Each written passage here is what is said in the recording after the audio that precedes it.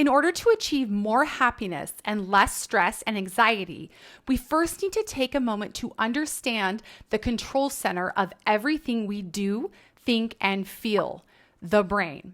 There are many great reasons to learn a little more about the brain, but for today's purposes, understand that the brain is a random thought generator, meaning around 95% of our thinking is unconscious, just habitual thoughts offered up to us by our sometimes called mammalian or animal brain. And if that's not enough to make you pause, consider that 80% of those random thoughts are negative. Why is this so important? As humans, we often feel like we are our thoughts. They identify who we are, and we have no control over them. We just think them. But this is simply not true. In fact, the great majority of our thoughts are simply ideas thrown our way by that animal brain we have. They are not things we are actively choosing to think. Understanding this about ourselves is key to our happiness, because once we realize this about our brains, we can then learn how to detach the higher version of ourselves from our lower thoughts, and then we can either reject or accept the ideas passed our way.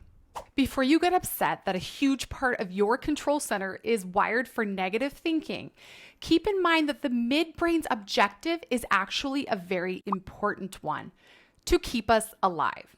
And in an effort to meet this objective, it focuses primarily on safety, conservation of energy, and efficiency of thought and action.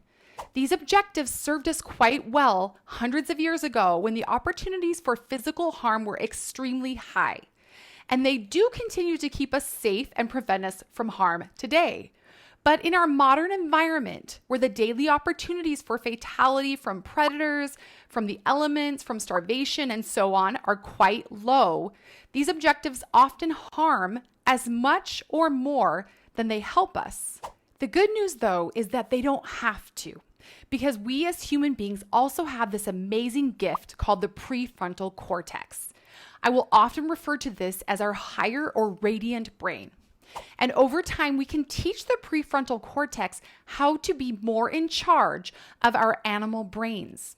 As we do this and practice it over and over again, our midbrain will start to see the repetition, and it will actually begin to change or rewrite itself.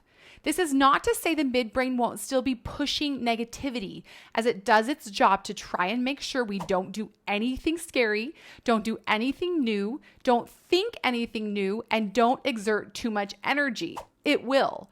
But it will also start to include in its programming the more helpful conditioning given to it by our higher brain. Additionally, the higher radiant brain will become better and better at disbelieving and questioning the random and negative thoughts of the lower midbrain.